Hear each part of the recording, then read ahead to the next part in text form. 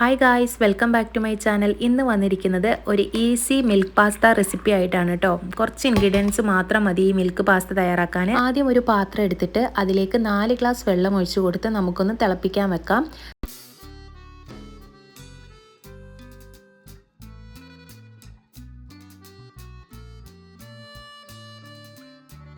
നമുക്ക് ഈ പാസ്ത ഒന്ന് കഴുകിയെടുക്കാം. 200 ഗ്രാം പാസ്തയാണ് ഞാനിവിടെ എടുത്തിട്ടുള്ളത്.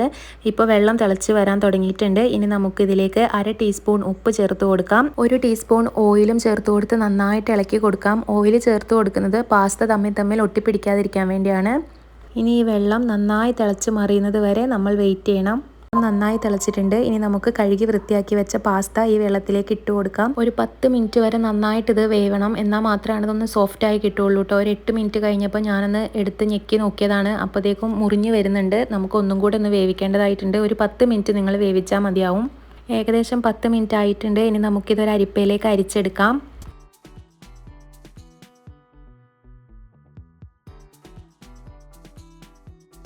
ഓയിൽ ഒഴിച്ചു കൊടുത്തത് കൊണ്ട് പാസ്ത ഒന്നിനോടൊന്ന് തൊടാതെയാണ് കിടക്കുന്നത്. നമുക്കിനി ഇതിലേക്ക് 1 ഗ്ലാസ് പച്ചവെള്ളം കൂടെ ഒഴിച്ചു കൊടുക്കാം.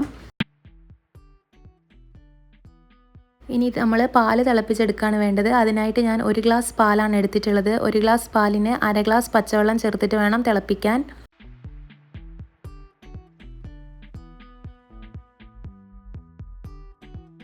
ഇനി പാലിലേക്ക് 4 ഏലക്ക ചതച്ചത് തൊണ്ടോട് കൂടി തന്നെ ഞാൻ ഇട്ട് കൊടുക്കുന്നുണ്ട്.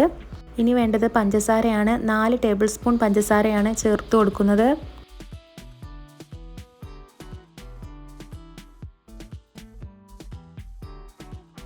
ഇനി വെള്ളം കളഞ്ഞു വെച്ച പാസ്ത നമുക്ക് പാലിലേക്ക് ഇട്ട് കൊടുക്കാം.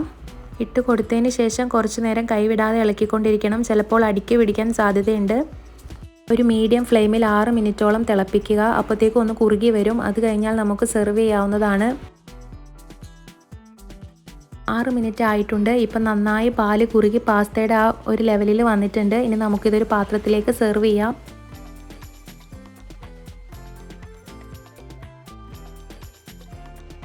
ഗാർണിഷിങ്ങിന് വേണ്ടി ഇത്തിരി അണ്ടിപ്പരിപ്പ് വറുത്ത് വെച്ചിരുന്നു. അതും പിസ്തയും കൂടെ ഗ്രേറ്റ് ചെയ്തത് ചേർത്ത് കൊടുക്കുകയാണ്.